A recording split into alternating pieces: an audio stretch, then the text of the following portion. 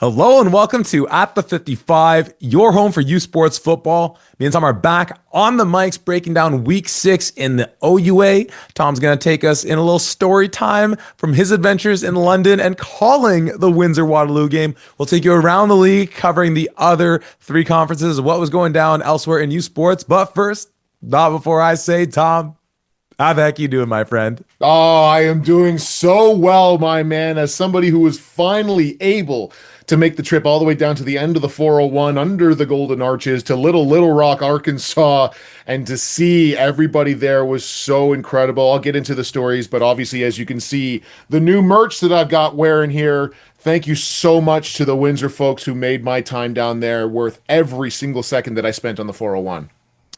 It sounded like a heck of a time. I'm certain I got to get down there in the near to future. And the way they're looking right now, and with some other key losses, it's not out of the realm of possibility that there still could be another home game in the Windsor area. But we'll get to that one when we get there. Let's start things off with our players of the week. And I believe, though I've been hit in the head many times, and sometimes I don't remember all that good, I believe we're going back to back on the special team side of things, and we're going to stay in Win City because, Tom, this man outdid the heck of a performance that won him our special teams player of the week last week in his efforts against Waterloo.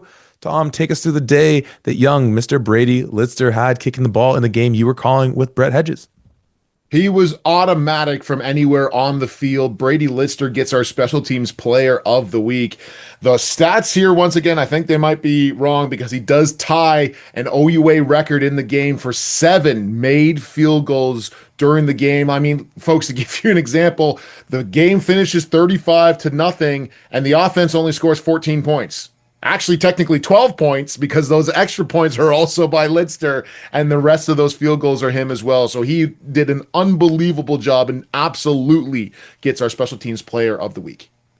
Defensively, we're going to start with a little shout out going out to the Queens York game. Looking at the day, I mean, my goodness, I mean, this was a game that we knew that York was going to have fits dealing with this Queens defense, but Oliver Jackson living in the backfield, picking up 4 sacks. But the player of the week, Tom, take us to the nation's capital.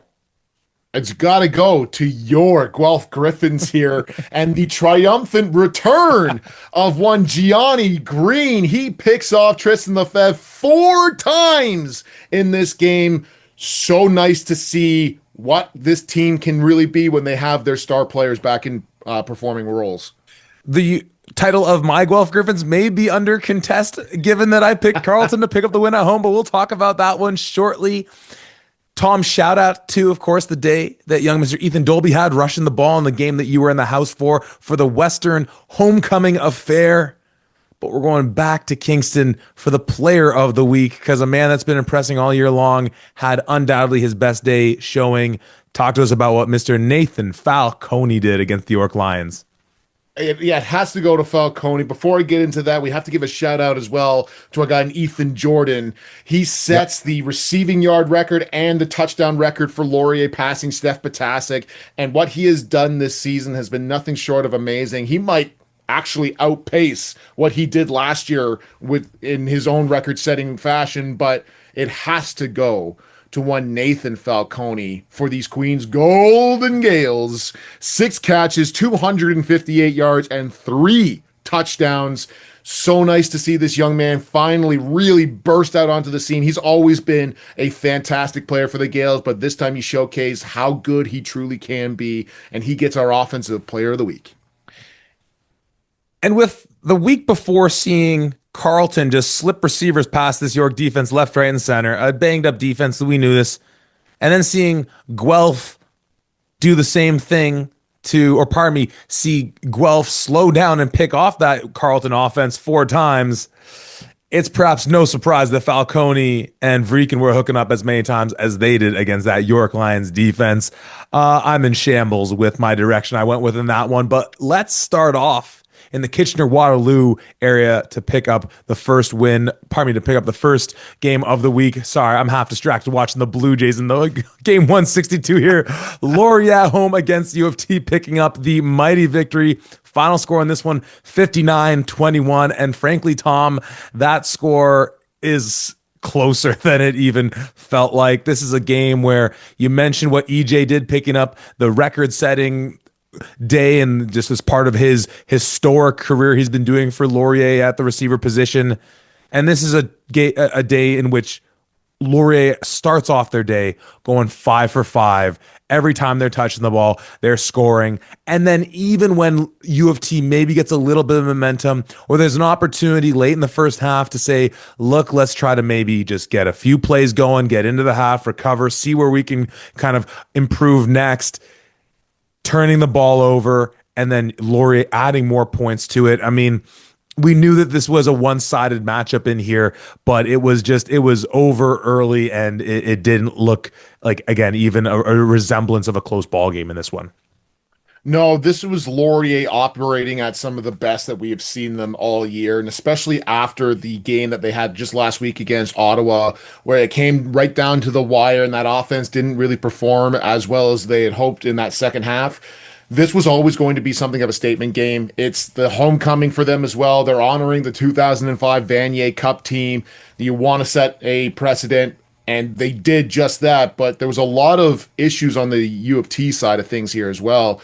Jack Moore with the call, he always does such a fantastic job, but him and Jason Hagholm are pointing out the fact of Laurier scored 2 times, and it's already 17-0 because Dawson Hodge gets 3 rouges off of kickoffs. Now, he's got a cannon for a leg, and shout out to him for sure, but the U of T receivers, the kick returners, don't go deep enough into the end zone to field a couple of these, and they bounce out. And then the one time where they do, there's a returner like 1 yard into his own end zone, and he decides to take a knee instead. And so despite Laurier only having the ball twice, they're already up 3 scores. And that you're just, guys, what's going on here?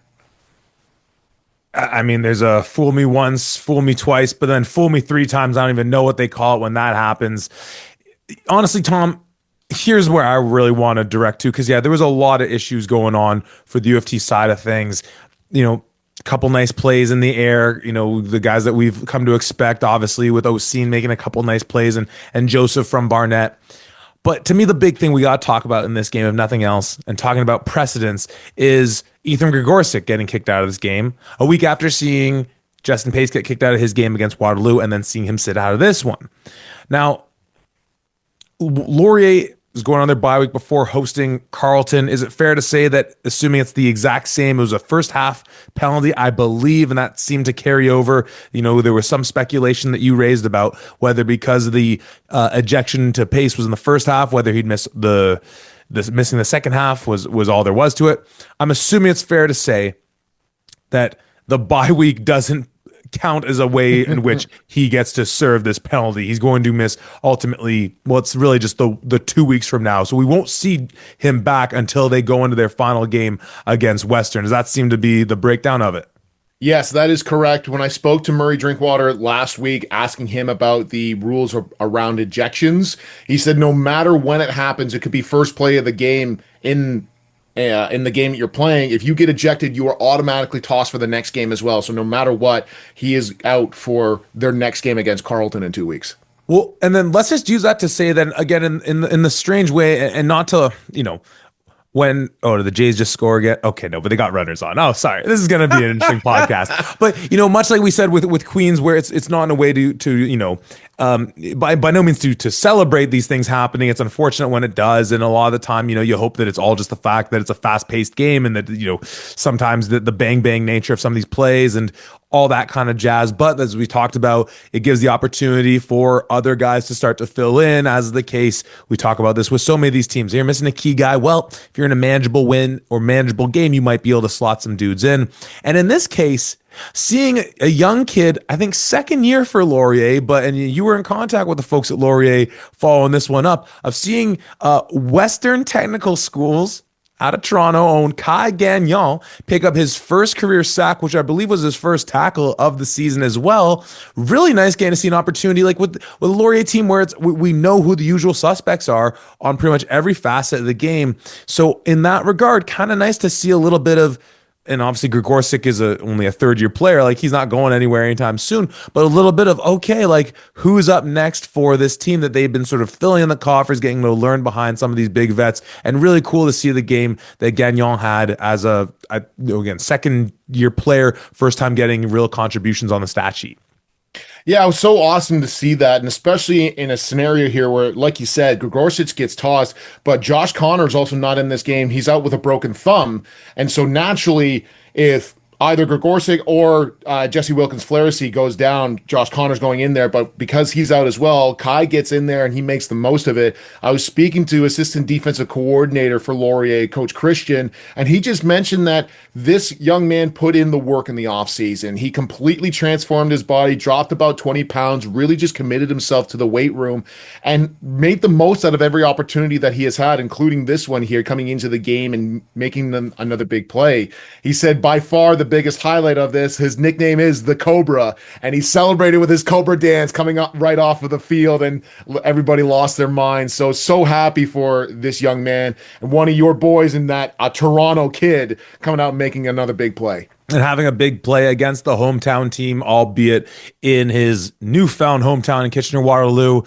Tom, it's, again, as we said, in darn near every facet of this game did Laurier have the advantages, and early on we saw too that did not preclude on the special team side of things. I'm trying to find the number as I dive through the stats, at least 2 times blocking kicks, blocking field goals for sure, just giving them deeper opportunities or opportunities deeper in UofT territory. Was that like a reflection of, like where Laurier's at, a little bit of the threads coming loose for UofT at this point in the season, where they had to deal with the high highs of how they started the season off, and getting to play a little bit of we're proving everyone wrong, so on and so forth, to then some seriously emotional losses, to then, as the season's now hit the sort of apex difficulty that they have on the schedule, that it's kind of just like, what a roller coaster of a year it's been so far for UofT, to state the least. And in seeing those aspects of multiple kicks blocked, some of those really sloppier things we were kind of picking up on. How much is it going up against the very best there is this country has to offer? Another part being like, man, you've been through a whirlwind of a season. This game ain't going too pretty. And it's just, the threads seem to be maybe coming a bit loose as we approach the tail end of the season. Yeah, I think it has to be the threads are coming loose here. Obviously, you're playing against the defending Yates Cup champions, and they look like they could very easily win it again this year with how they are playing, and it's never going to be an easy game. But it's the execution pieces that I have an issue with. Like you mentioned, a couple of blocks in field goals and in punts, if I'm not mistaken. Maybe it was just 2 field goals, but a couple of blocks there. We had we just talked about it earlier, the kick returners allowing the rouges to happen. Dawson Hodge gets 5 rouges, which is incredible. Shout out to him. But I feel like that could have been stopped from that regard. And shout out to rouges. Shout out to rouges just in general. God, it'd be so terrible if those went away. Anyways. But no, there was certainly some times where I'm looking at this UofT squad and I'm watching play here, and before Laurier does anything, it seems like there's certain plays that are kind of breaking down from a certain spot, or even just disjointed at times. So I'm hoping that UofT can get back to the same page as they were on the first week. They looked really dynamite, at least the offense did, and maybe that just dragged along everybody else. And now that the offense isn't doing as well, you're just kind of getting exposed at how everything has been going. But still some bright spots on this UofT squad, but need to see a whole lot better from them. Last thing, as you said off the jump in doing our honorary mention of player of the week, Ethan Jordan, the day that he had, the season that he's been having, and as you alluded to, and we went through the numbers a bit last week when in our midseason check-in podcast, we talked about how right now he is the presumptive favorite for MVP. And a big piece of that was that he hit that 1,000-yard mark, I believe, on the nose, 1,000, last year, and to think that, man, you know what? Even if he has a great year this year, it wouldn't be terribly surprising if it just comes down to earth a little bit more. This is a Laurier team that's going into their bye week, have two remaining games left, and he's currently sitting at 887 yards already with 9 touchdowns, averaging just under a buck 50. So if his averages play out, and he still has Western coming up, but a Western defense that we have seen teams move the ball on a little bit at times, where he's in line to exceed what he did last year. We'll obviously talk in a moment about what Western and what Dolby did, but it seems like at this point in the season, the two Ethans and Jordan and Dolby are the presumptive MVPs for the OUA. It feels like it's going to come down to the week 9 matchup between Western and Laurier, not just for who will hold on to home field advantage throughout the season, throughout the playoffs, but very well, could come down to who is the true MVP of the league. But even putting aside whether he takes home hardware, this is certainly a guy who, as we've, are in now the quarter century mark of football we've seen this century, we're certainly going to have some conversations in the offseason about just, amongst who he ranks with in some of the great receivers we've seen, your former head coach obviously being one of them from prior century, that is. But just in terms of all-time greats that we've been watching, he's clearly cemented himself as one of the very best. Oh, it has to be. If he's not one of, it's only because he is the best that's ever played receiver for the Laurier Golden Hawks. And there are some outstanding receivers or former receivers that have played for that squad. But it's just a testament to him. In my opinion, I mean, their next game that they play after a bye week is Carleton. And Carleton, while the defensive stats are kind of off for the rush category, the passing category is accurate. And Carleton's averaging 373 passing yards per game, giving that up on defense. I think it's very easy for him to go into this thinking that he might crush that record next week, which would also be, the next time they play, which would also be at home, which would be a great spot to do that in. And I have to say, unless Dolby goes off for 300 or 400 yards in the remaining parts of the games, if Ethan Jordan crosses 1,000 yards, and especially if he beats his own record from last year, there's no chance that this award goes to anybody else. Like, what he's been doing here has just been nothing short of amazing. Well, I mean, he was our pick for the best player in the whole darn league going into the season. He was our pick as the best player at the midpoint of the season.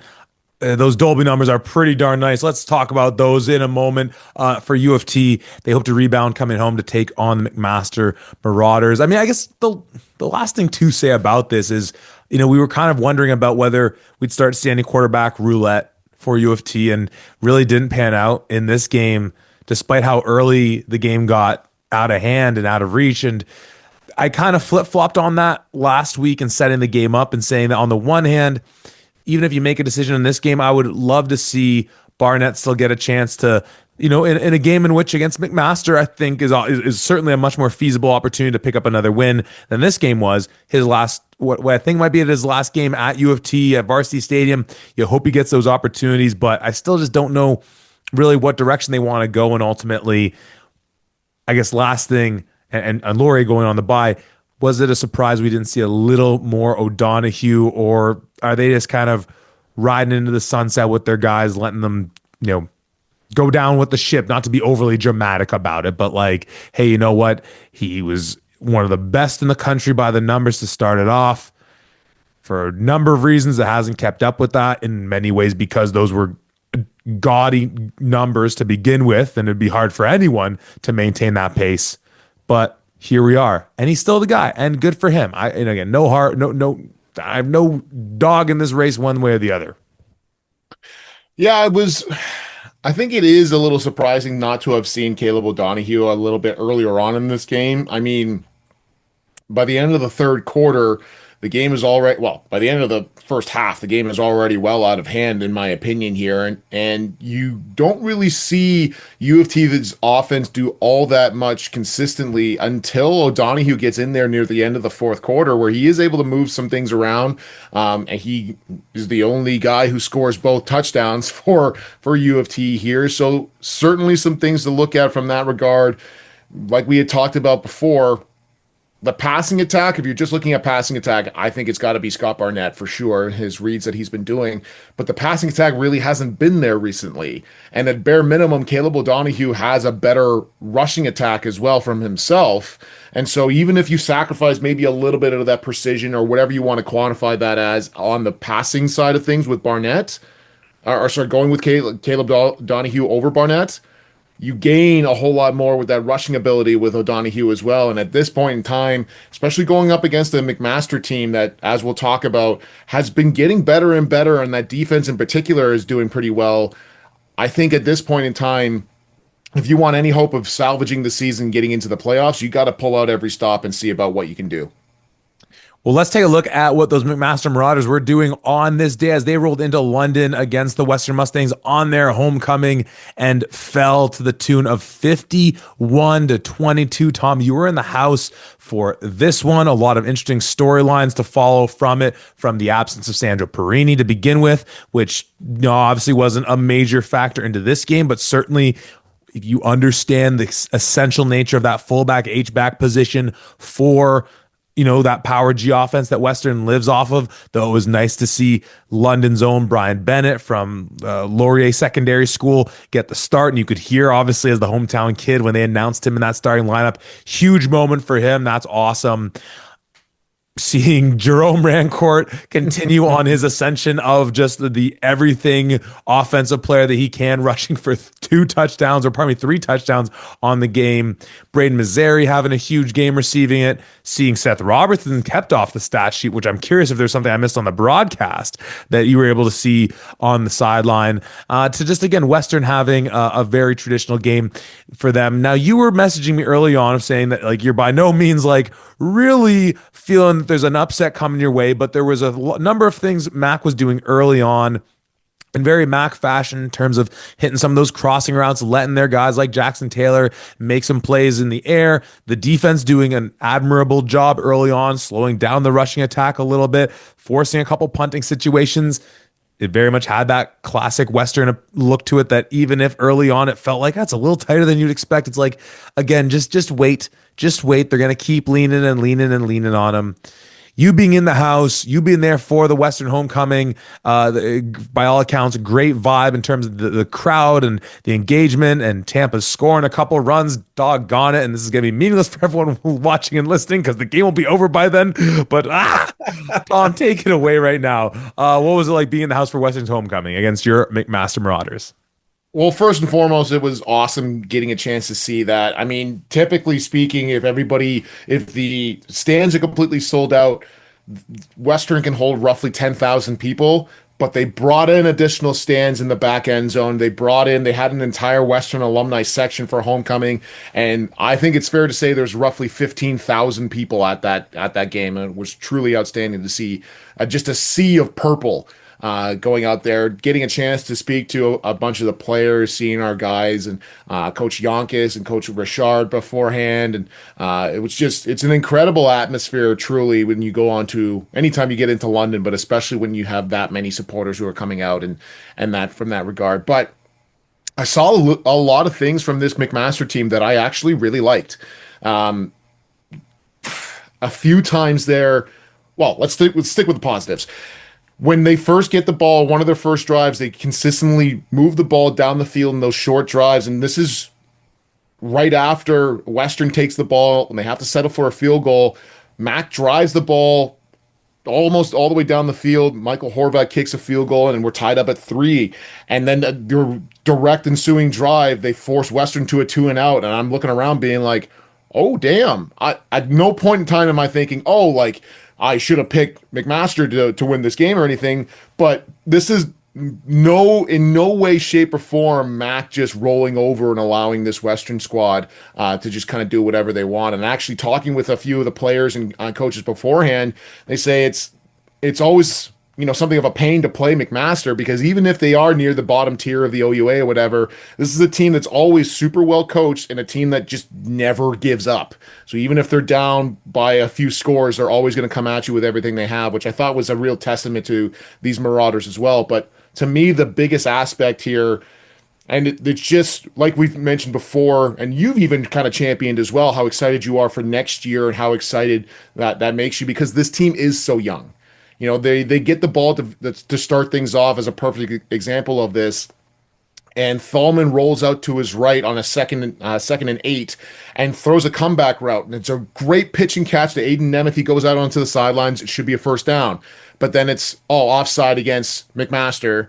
So they back up afterwards. They try to do a draw play. Angelo Longo sniffs that out and makes a tackle. And now instead of getting a first down and continue on a drive, you go 2 and out and you punt the ball away. And the amount of times that there were offsides, there was an offside on a punt that Western was doing, and then they gave the ball back to Western instead of taking the ball back on a punt return. So there's so many little things like that you cannot afford to make simple mistakes against the great teams because they will always capitalize on it. That was my same commentary watching Canada lose to England in the women's rugby final, where it's like, man, just you can't be giving this English rugby team any advantages that they already don't have.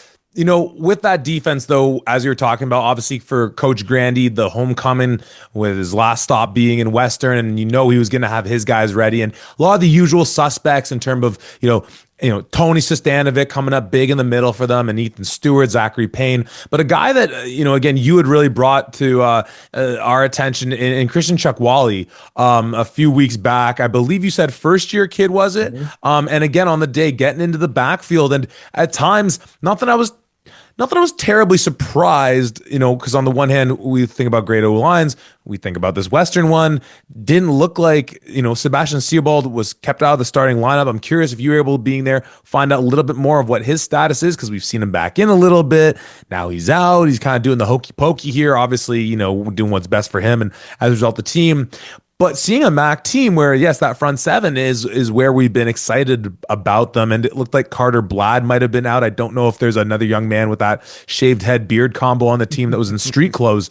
But the front seven really doing a good job of making, Evan uncomfortable early on in the game. And we know that Evan is a lot more fleet of foot than people, often give him credit for, because more often than not, we just see him standing in clean pockets and don't get those opportunities. But we know he's been a bit banged up, and just times where you saw he was having to try to escape through the pocket, which he's very good at, but certainly not their ideal setting. So against a great Western O-line, against a great passing team in general, frankly, was really impressed with how that front seven, and with Chukwali as the first year guy, part of that core future group that makes us very excited. Really, really strong day again, putting aside the final score and all this, like we knew it was going to go there to somewhere in that effect, just trying to see what's looking good for a team in MAC and trying to build forward. Like we're coming out of this, like just rewind 5 minutes, like we're coming out of that UofT Laurier game being like, I don't know where those silver linings are in a loss, because oftentimes, like, look, put the score out of mind. We're playing top teams in the whole country. What are you doing that's showing signs of positivity? I still feel like defensively, at least, and we can certainly talk about how, aside from some of those nice things that Thalman was showing, how really still aren't getting much happening on the run game here. But that front seven really is what's impressing so far. Yeah, and they, exactly like you mentioned, they are young. Chuck Wally, like we mentioned, is a first-year player. Isaiah Shields at Sam linebacker is a third-year player. Greg Palmer, a defensive tackle, is a second-year player, and they still are playing fairly well. Even Aaron Labors he is a fourth-year player, but still has another year to potentially come back as well. So there's a lot of potential on this McMaster front seven that I'm really excited about here. And as the years go on and they get older and wiser and stronger and all of that, you're going to see a big jump. Dominic Lamani, also a third-year player. So lots of things to be really excited about in this front seven that's already been pretty stout against one of the best offenses in the country, period.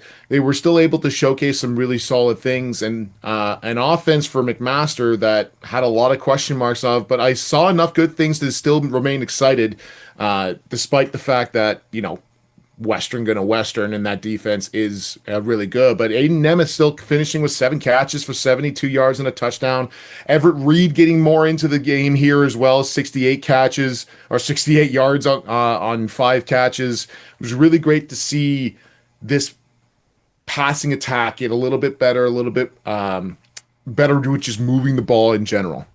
Yeah, I mean the assortment of targets that Thalman was finding is certainly a testament to the fact that he's still trying to, figure out, oh, doggone it, Gosman. Okay. The testament to the fact they're still trying to find themselves defensively.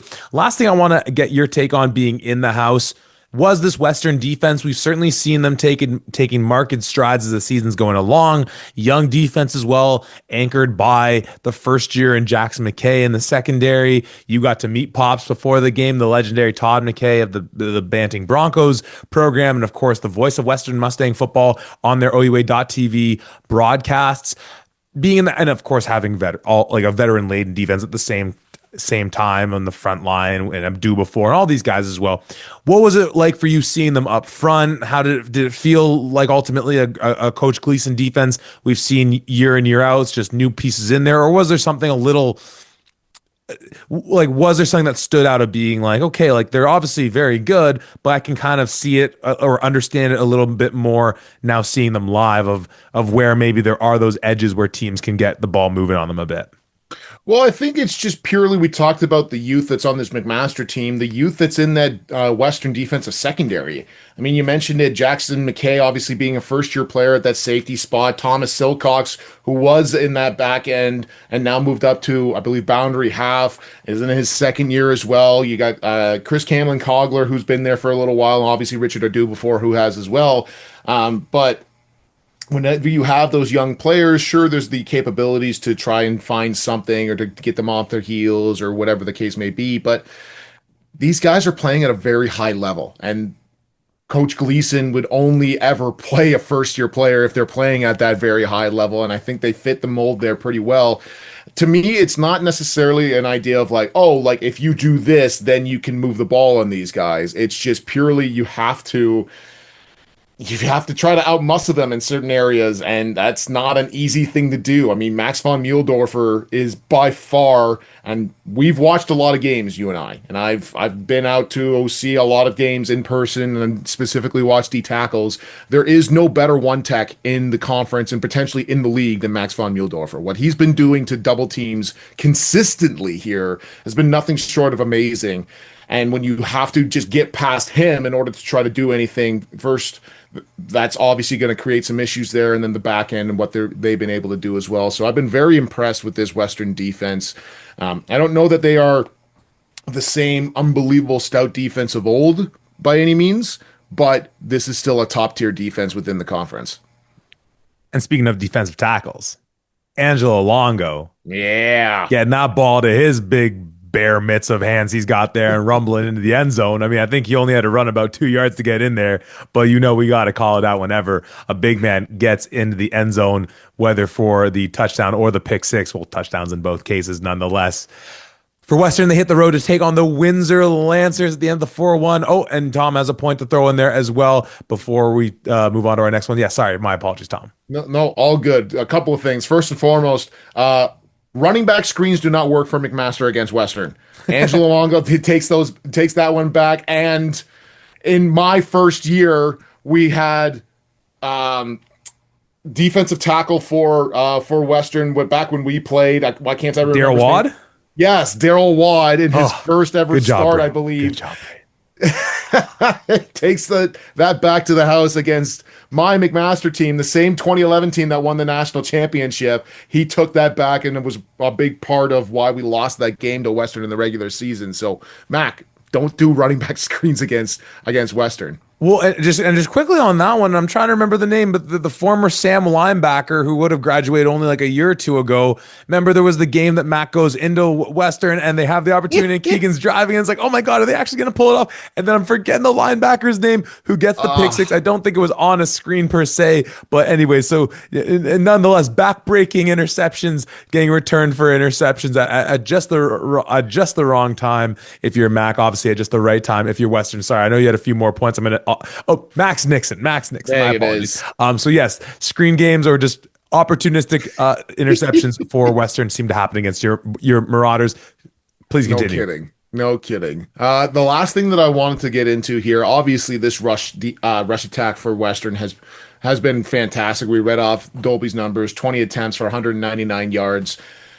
But to me, that Western passing attack is still not quite there. And as you mentioned near the top of this section here, Seth Robertson didn't have a catch despite being targeted a couple of times. And while there was a couple of times where the ball was either behind Seth Robertson or whatever, there was a couple of times where the ball just hits his hands and it drops.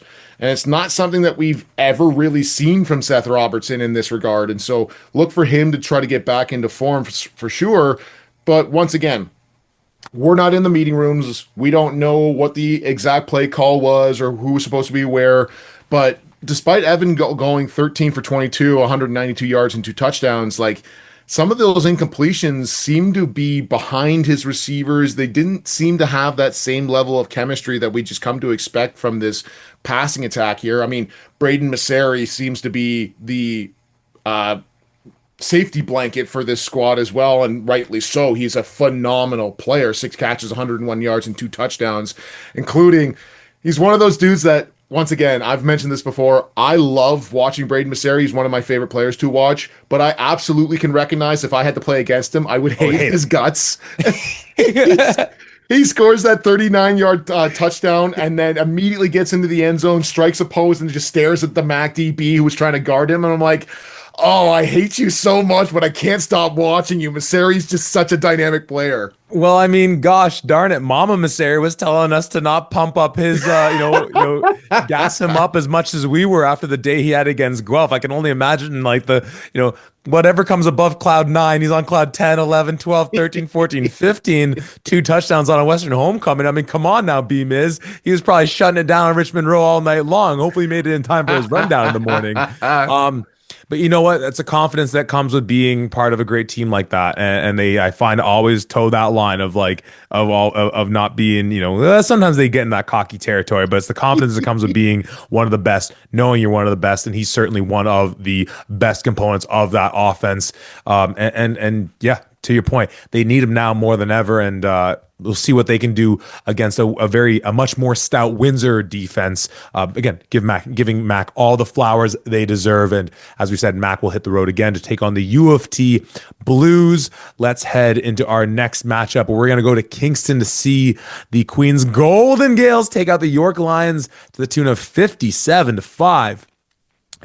This was one that was falling apart at the threads before the game even started, because without naming names, we're getting messages left, right, and center, people posting stuff on social media, just not even hidden per se, of their feelings of just the state of this York Lions team, much of which reflected, I'm not trying to, take a victory lap on this of all things, A, not to, sound like an a-hole, but B, just because of the nature of it, not to take a victory lap on the fact that the team seems to be kind of falling apart, but was our questioning about that building of culture when you're bringing in so many guys from the outside, and there just seemed to be a lot of talk about consternation within that locker room right now.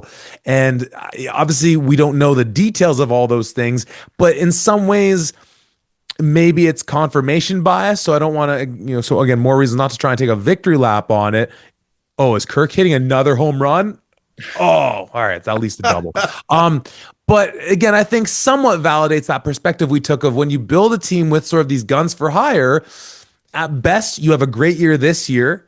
And if a lot of those guys move on because of the nature of their eligibility, what does that leave you for the following year? And what does that leave behind in terms of that culture of, what does it mean to be a York Lion to some of these guys when I think you alluded to the point that for some of them coming in for CJFL, in large part because of the still discrepancy between CJFL, USports football, it may just be a better opportunity to give yourself good tape to be able to, hopefully get an invite to a combine of some sorts and be eligible for the draft. And again, beyond the fact that tough loss against your Carleton, and we know that this defense is super banged up, still not seeing Avante for the offense, and now having to deal with obviously one of the best teams in the country in Queens.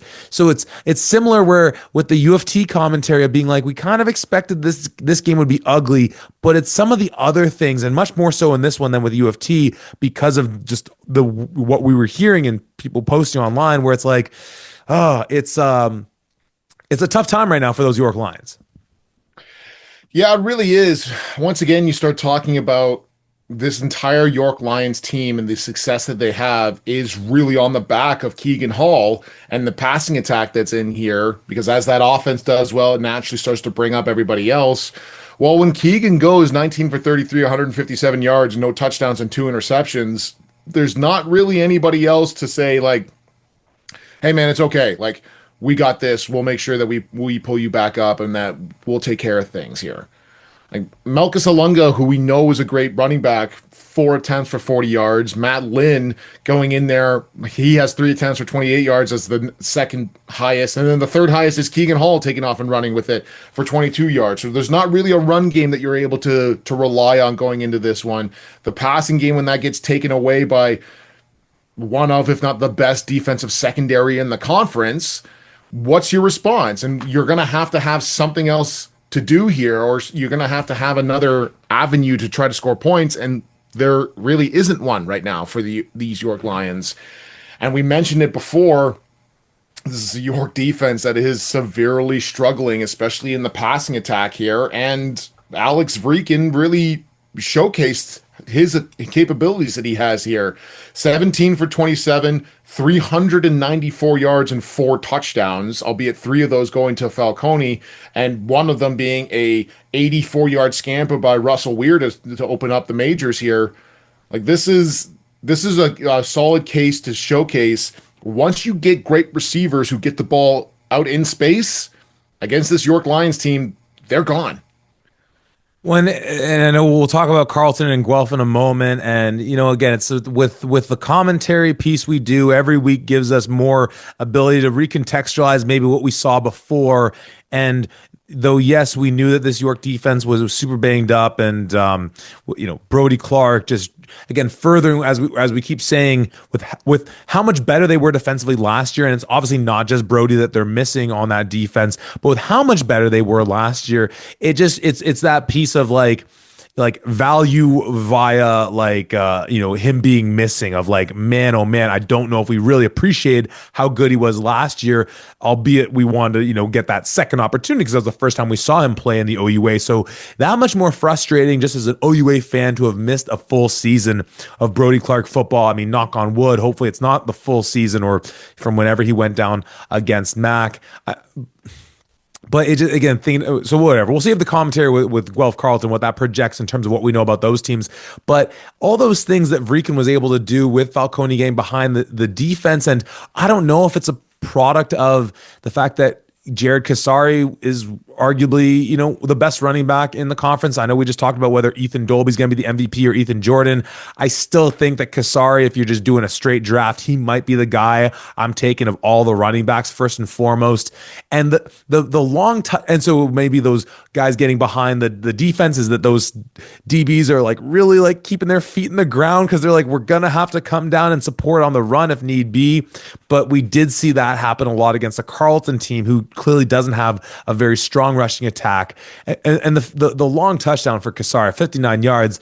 I mean, much like as we saw against Waterloo, where because he's such a big running back, it's sometimes, when you see those moments where he really just takes off in the open field and just outruns everybody, it almost surprises you. Like, he does everything so well. And then it almost felt like symbolic or emblematic of the game in itself, where then the 2 defenders are chasing him down and he hits the brakes just on a dime. The 2 defenders run into one another and he's able to just go in for the touchdown, dragging a third York defender on his heels.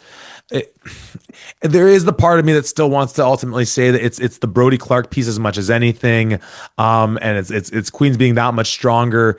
But I mean, it's just there was nothing, like, Queens did everything they wanted to in this game. There was really no slowing them down. Isaiah Adams got some nice carries. Dahl got a few in there. It was an uneven matchup to begin with, and York really showed a few signs of life. And I'll just pass it to you like this as well. You talked about Keegan's day. Yes, he was under pressure all day. Yes, it's a great secondary. To me, I'm like, at a certain point, like, I don't want to say we've been making excuses for Keegan, But like, I mean, like, this is a bad day. Like, this is a bad day for Keegan. He got sacked as, whatever it was, 4 times, all by the same dude. That must get into your mind a little bit of like, can we just double team, triple team this guy at least and let someone else sack me for a change? The defense a couple times on Vanek's interception, it looked like he had fooled him into thinking it was one coverage and then bailed into another. And then, takes a one-on-one shot with Miller Melanson as the defender. And like, to me, that's not a great decision by you either. I mean, 19 for 33, the 2 interceptions, 157. So this is a bad day for him. Like, I'm just, for someone as, when we say that when he's on his best, he's one of the best, like, we have to be, I think, fair about that and saying that, like, yeah, a lot was kind of crumbling around him, but like, he didn't do it today. He didn't do it. No, and you're absolutely right here. And it's, kind of a catch-22 in the idea. Remember when we were talking with Coach Dennison, he's saying like, oh yeah, like Keegan's calling out everything, including like the protections. My man, get yourself some more protection against Oliver Jackson. Like, send some slide protection, do something else there as he gets those 4 sacks. Now, obviously, that's the tongue-in-cheek joke, whatever, but still, like you mentioned here, this is not a great game. And for a lot of this, I think this comes back down to how fast Queens is able to start scoring and really start pulling away from York. Are you trying to force things? Like you mentioned, a one-on-one throw when Astor Miller Melanson is the one guarding your receiver is not an ideal scenario to be in because he's one of the best single defensive backs that we have. But at some point in time, you have to stop looking at like, oh, we're just going to try to nickel and dime or we're just going to try and go down the field here. Sometimes you got to take a shot, and I understand that, but trying to take a shot against the Queens defense here is not the best time, in my opinion, to be doing that. But no, you are absolutely right. This was not the best showing from Keegan, and when Keegan doesn't have a good showing, York doesn't have a good showing. Yeah. I mean, beyond that, I mean, it's again, I was trying to pull up some of the stats on the totality of his season. What Russell Weir continues to do and to be for this Queens team is to me going to go down as one of the most interesting players we've had in USports as far as that true utility guy. I know we were talking a little bit about what Jerome Rancourt is for Western and how they've kind of molded him.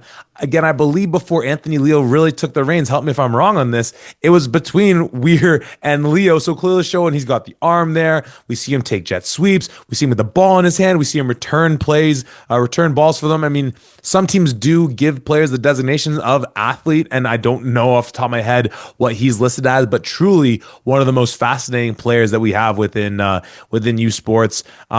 I mean, Tom, I don't know. I mean, seeing this Queens defense without Justin Pace in there, but I could have fooled me that he wasn't in there on the day. I don't think there was really anything. We do see Avante limited in action and believe he missed the Carleton game, and we know he's dealing with a calf injury. And yeah, Melkus is in there and he's, half decent on the day, I suppose you could say, if you want to be generous. So obviously we know that they're missing pieces, but I don't know. We don't need to belabor the point on this one. We knew it was going to be bad going in. All the commentary around the team only made it seem like it was going to be worse than we already thought. And somehow it was still worse than all that.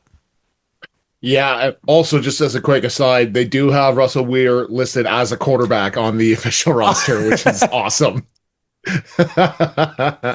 But yeah, exactly like you mentioned here, we went into this being, especially after watching what had happened to York against Carleton the week prior, saying this could be really bad, and it was really bad. We had a couple of jokes going back and forth in the idea of like, oh, like, do we think it's going to be as bad as Queens against McMaster was early in the season? And I think it was you that called it out, being like, no, it's going to be worse. And 57-5 is certainly worse than that. Though this is a great showing from a Queens squad that is starting to really come into their own at the right time, starting to peak at the right time, making them a very dangerous team to look at going into the playoffs here.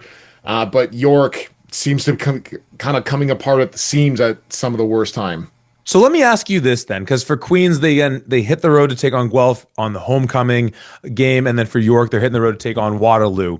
And again, for York, that's going to be an interesting game to see. And I mean, by all accounts right now, I have more faith in that Waterloo team in terms of the multifaceted nature of just in terms of all facets of the game. But let's focus on Queens right now because we've seen them get through the hardest stretch of their schedule, but they go Guelph on the road, bye week, and then Windsor at home.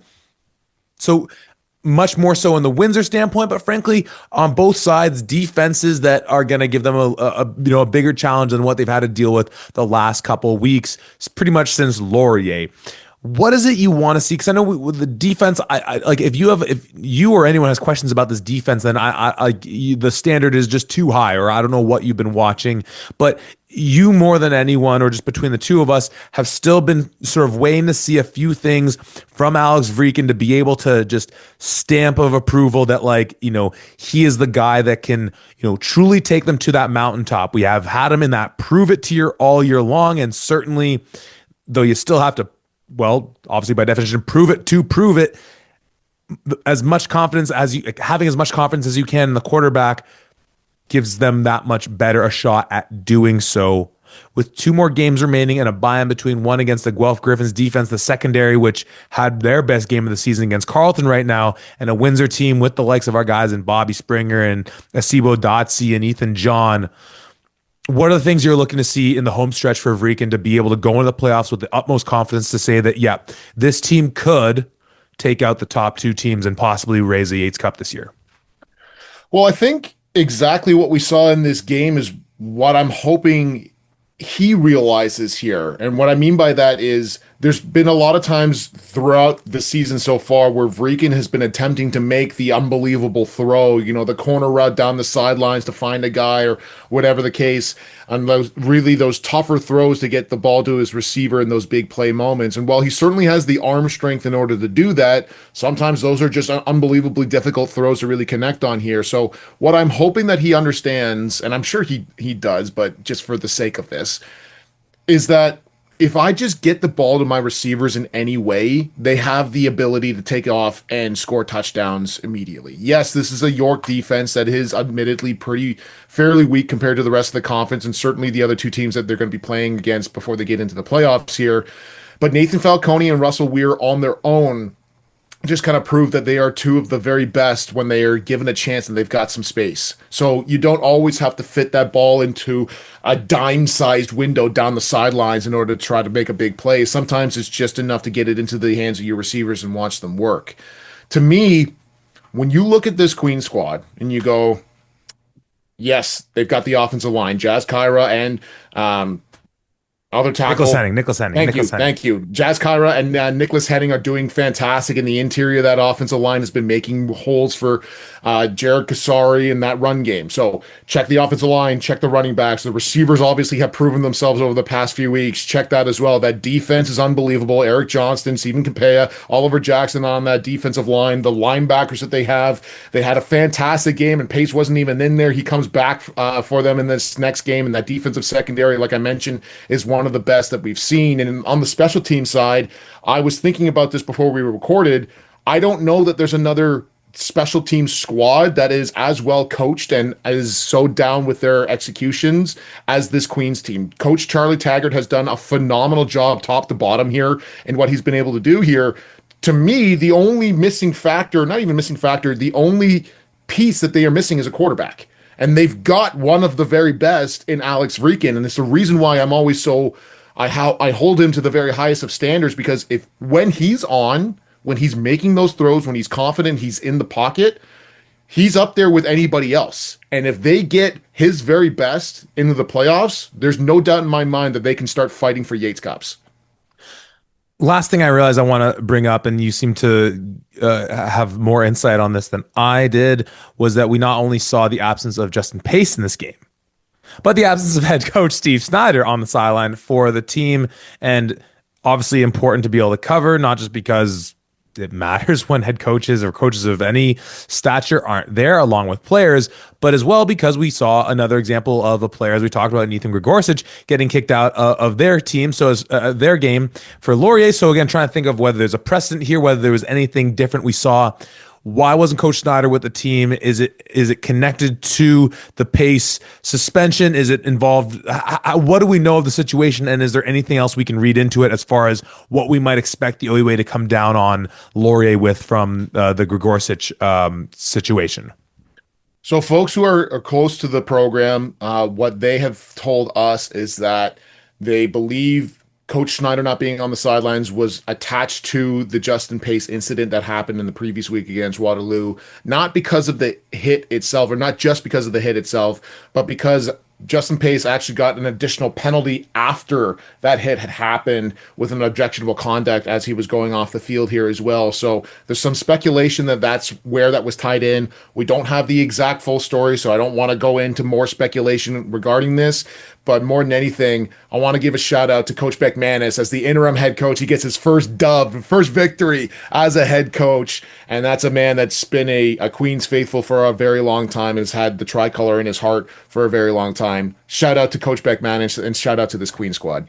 So from my understanding then, based on our continuing to see Coach Faulds in the game for Laurier within their battle against UofT, we'll probably still see him after the bye when they go into their I'm forgetting already who we said their next game was. Carleton, that is, into that one. So a different scenario there. Thank you for clearing that up, Tom. And again, though we just have a sort of a superficial understanding of it all, folks, if you have any more insight into this, please let us know.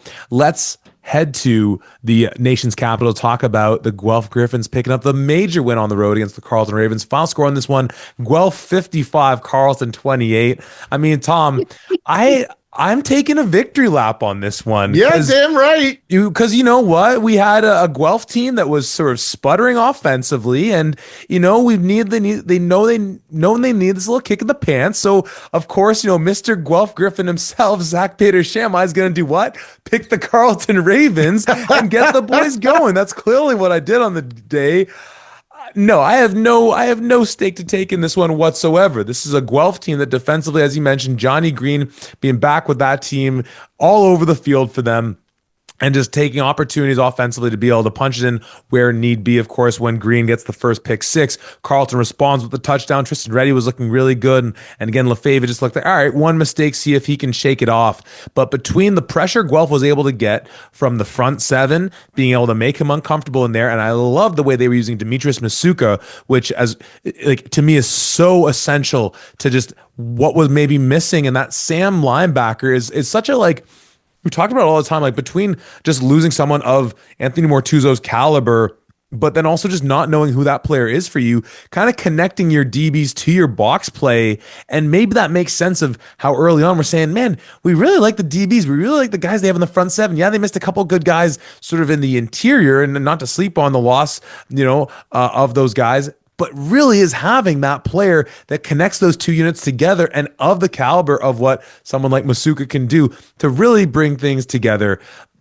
From this game on the whole, it's Carleton just turned the ball over like heck. Guelph put them in those unfortunate situations. And though I still have some skepticism of Guelph offensively right now with where they're at, it was good to see that somewhat of the inverse of where we've seen them over the season so far of in the past, moving the ball, being able to pick up yardage as a result of it, but not always ending up with sixes, and frankly, sometimes not even threes, because their kicking game has struggled and continue to struggle. But in this one, their defense setting themselves up with positive field positions on offense and being able to execute with timely plays. In some regards, even though when you look by the numbers, for Abood, 12 for 18, 219, 2 touchdowns, you think, well, maybe this is one of his weaker games. And the rushing attack, by committee, it really does stand out. But just opportunistic plays for this team, using Marshall McCray effectively, those are the things that we hadn't been seeing really thus far in the season. So I'm not, way over my sort of bugaboo with some of these things we're seeing offensively with the injuries, but I was happy to see that against, yes, a weaker Carleton defense, them able to make sure that in those situations where they're in Carleton territory, in the red zone, they're finishing with sixes, because that's where we'd really seen them not execute as well as we thought so thus far this year. Yeah, certainly. And before I get into everything that you just talked about there, one of my favorites, I think you actually told me this, I can't remember if it was last year or the year before, but you said, hey, at times picking against your alma mater is actually the best thing, because if they lose, then you were right and you get the pick right. But if they're wrong, it's your team and they just won. So there's a no-lose scenario here.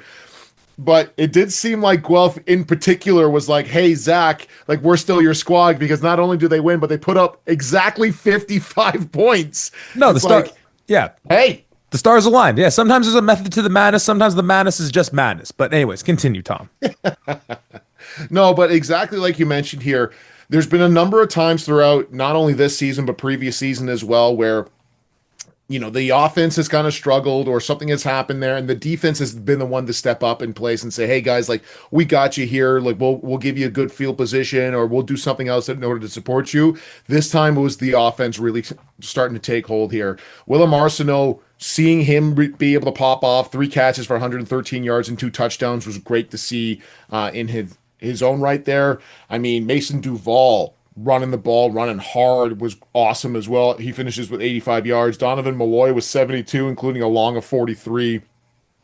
So to see this Guelph offense really start to go off here and start to do some great things, especially on a defensive and in particular a defensive secondary that outside of Gianni Green did struggle a little bit. Lefebvre finishing with 12 for 18, 220 yards, and 1 touchdown to Tristan Reddy, albeit the 4 interceptions to Gianni Green. There, as you mentioned, this is not just a automatic a 180 turn from us being like, oh no, like Guelph is right back to being the top team that we thought that they were, but it's certainly a step in the right direction. Definitely. And obviously, tough day for Lefebvre. I do want to highlight though that like Keyshawn Reed, I'm off the top of my head, I don't think he's gonna be awarded with any type of OUA All-Star bid on this year. I would be surprised, but is a very darn good player for them. We see this so often with a guy first catches our eye, returning kicks, punts, kick returns, whatever it might be. And we've really seen him become an effective player, taking carries for this team where we know we've seen them struggle with that. And Joey Marcotte and Matthew Morin have kind of aided into that effort. But to me, he is clearly their number one running back. I mean, he is the number one running back and is really establishing himself as that presence in there. And Spadaccini, who had a really nice day against York, repeats his efforts, which on the one hand, I want to give him credit for the 2 jet sweep touchdowns he gets. On the other hand, still an area where I'm like, Guelph, come on. Like one time you can be surprised by that. The second time, that's a bad beat, but the kid's got wheels on him. And very nice seeing the consecutive positive days from Tristan Reddy. A couple good plays by Frederick Hatchie as well. So a Carleton team that it just defense, we had questions going into the year. The new coordinator, losing Ife Onyeka, seeing Schneid K. Phillip go down, huge losses for them. Xavier Malone's really had a good year, seeing Chris Dupin in the middle. But we know that we had questions about that. And from the jump, it was looking like tough sledding for them and an offense that seems to have found itself a little bit, but we're still a bit unsure because it just feels very Jekyll and Hyde. I actually liked at moments how, against all odds, because we're always talking about not using multiple quarterbacks and rotations, where they did seem to use my guy in Elijah Barnes in almost in more of those short yardage situations where they could kind of let him RPO it and pick up a couple first downs. And so I was liking seeing that, okay, they're still at least bringing to the table some of the aspects that he does really effectively. But obviously when your star quarterbacks turn the ball over that much, not to take the credit away from the Guelph defense for getting them in those positions, that's just going to be an unconquerable mountain to be able to come back from. Now, you talked about the running game, and I certainly love both on the ground and in the returning game. Also, my guy in Kanye Nethersall having some good carries. Seeing some positive things on the ground where we really saw them struggle against McMaster. Malloy still back there with the club on, but a large part of it, as you had raised in our texts leading up to even the 1 o'clock games, was the return of Mitchell Schretchinger. But seeing him move into that center position, knowing that Ethan Pyle is out, and again, so much of the thought of why why we picked Carleton to win this is that O-line is so banged up. It's a very young O-line behind them. The running back field's banged up to begin with, and just you would have thought that Carleton would have sold out to say you're going to have to beat us in the air right now. But obviously having Mitch back, even out of position, or you would know better how he slots in at center versus his left guard spot. Having him back is a huge boost for this, not just the O-line, not just the rushing attack, but this whole team. Yeah, it really is. You can't understate the value that he brings to this entire offensive line, and specifically putting him at center when Pyle is out. He's one of the very best offensive linemen. If not for a particular left tackle that plays for the Western Mustangs, I'd say he's the best offensive lineman that we have in the conference here outright. While he does normally play guard, he slots in at that center position and does it damn near as well as anybody else. And I've really loved the play that he had in this game and just in general. So getting him back and getting Alex Gordon back at that right tackle position as well was a really big addition here.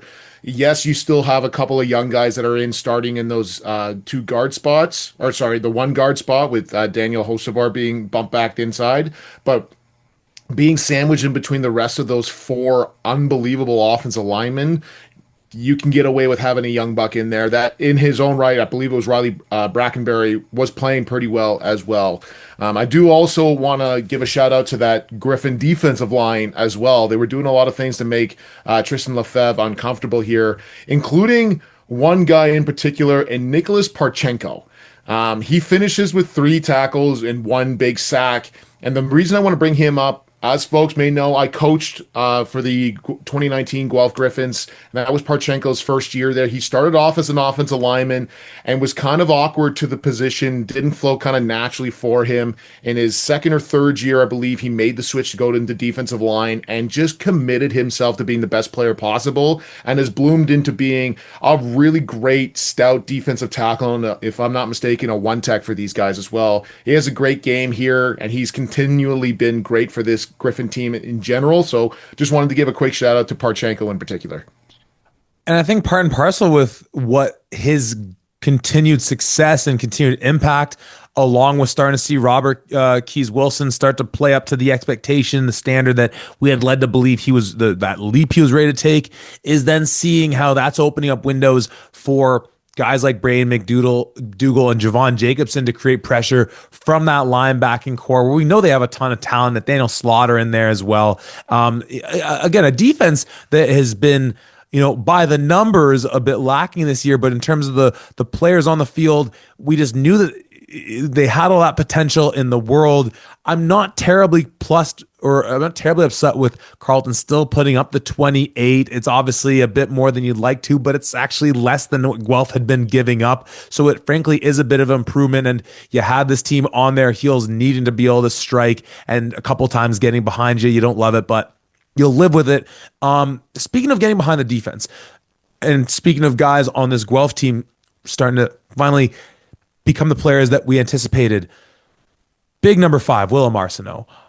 So happy to see not only him, through 3 catches, 113 to 2 touchdowns, the long of 50. And, we'd often play that game of like, well, clearly there was some explosive plays, and how much does that speak to just consistency or whatever.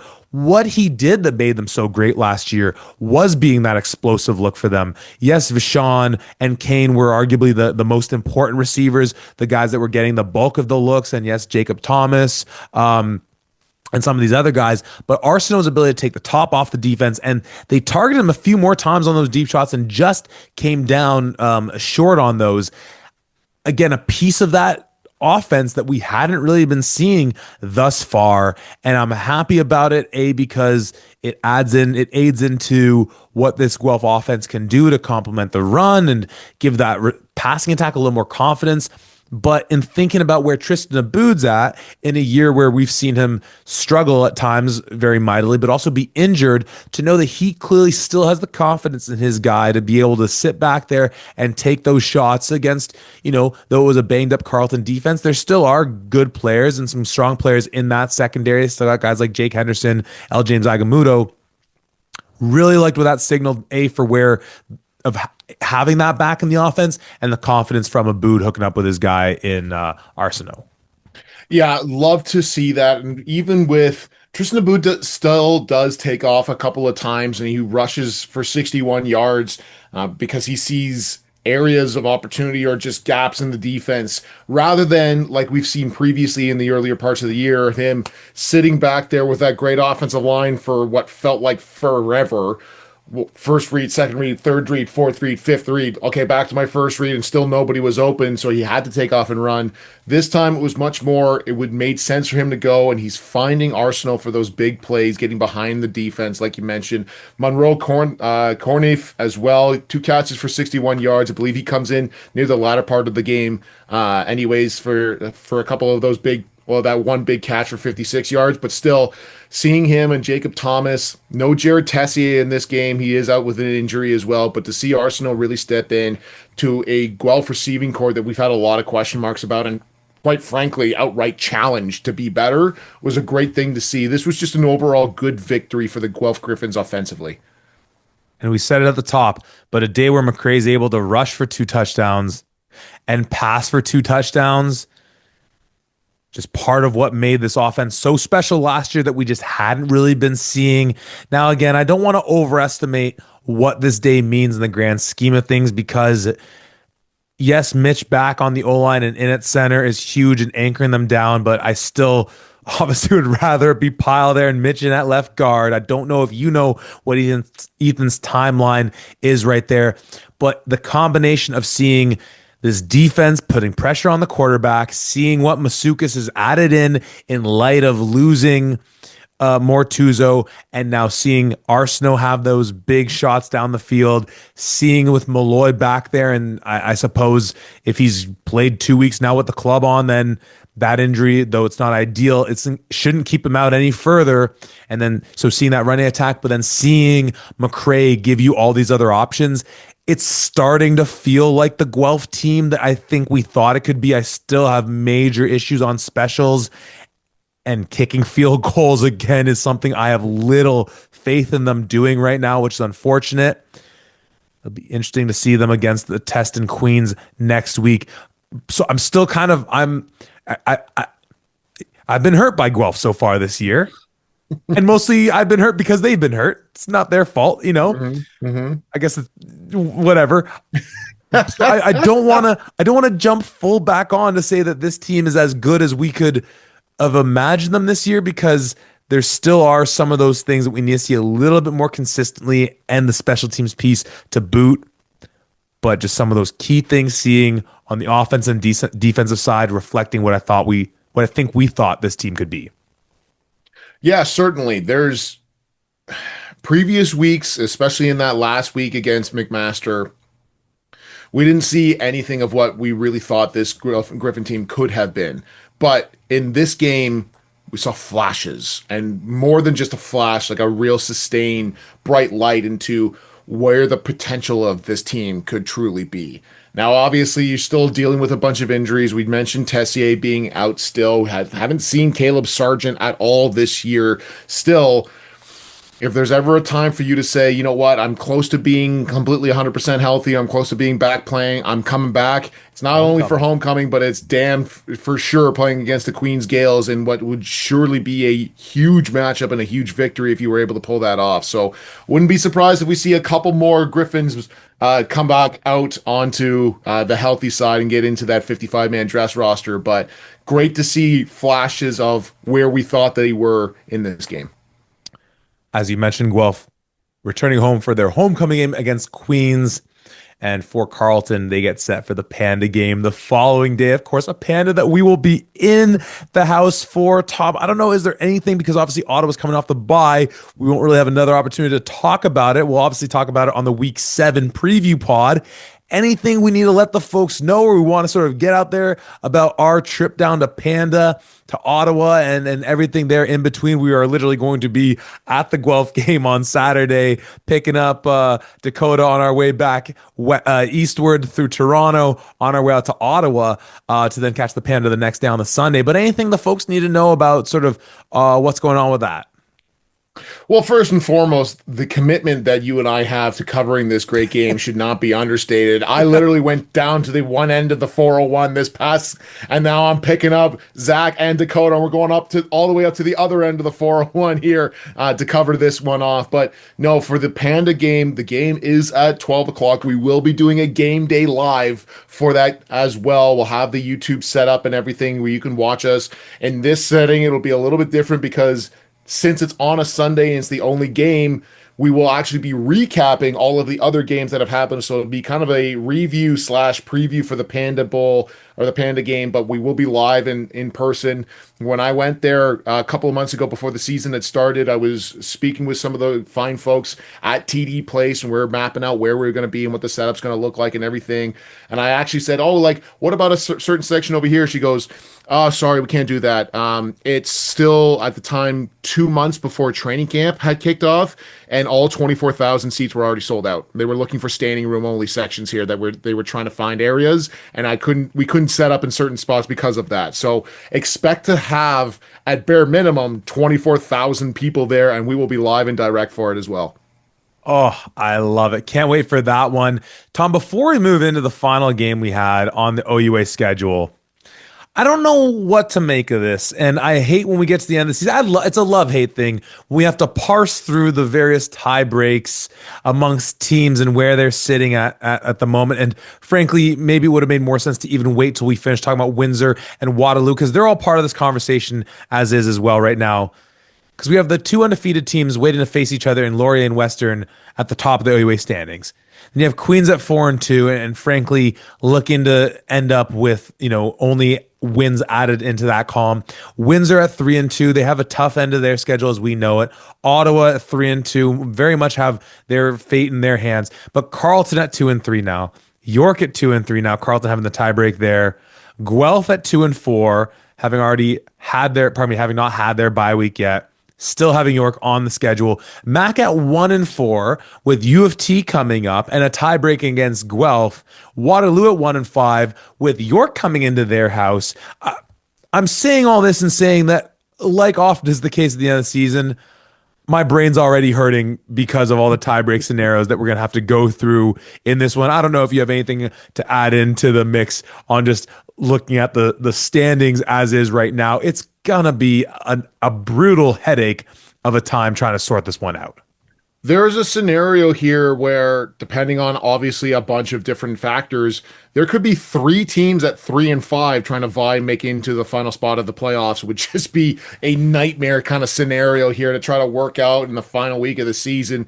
But I do my best to be as kind as I possibly can to myself, and I don't start thinking about playoff scenarios until I absolutely have to. Because as you pointed out here, my God, there's so many varying factors that could come into play based on who wins and loses in the next couple of weeks.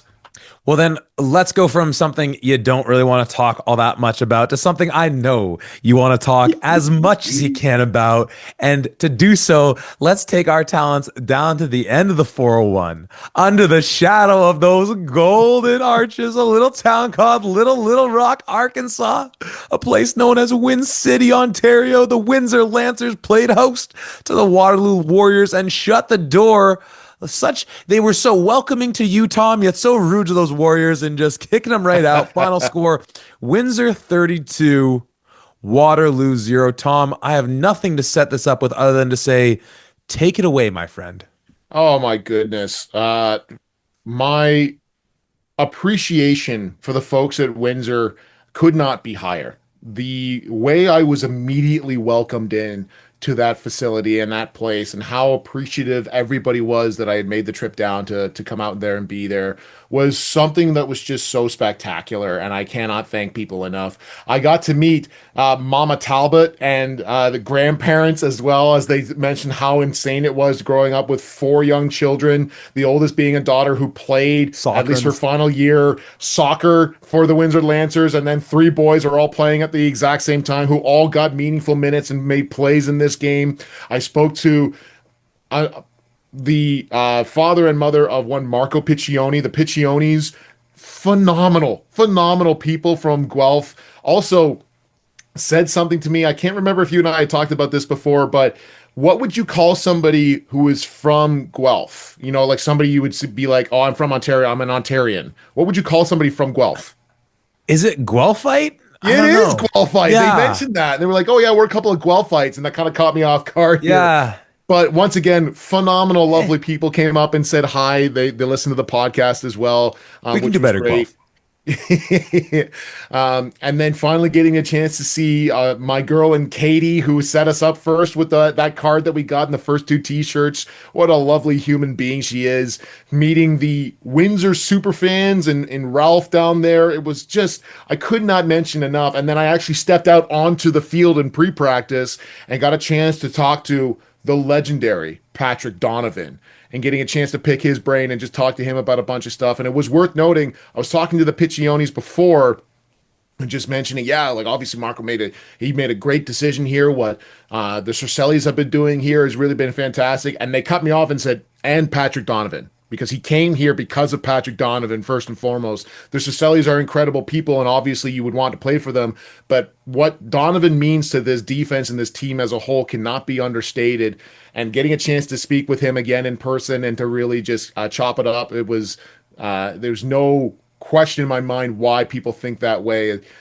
Getting a chance to see the Waterloo folks as well, and our girl and Marianne Vaughn, as I'm sure the Blue Jays just did something. Alejandro Kirk did it again. Oh my gosh, you son of a! Oh my goodness. Sorry. I'm sorry. God.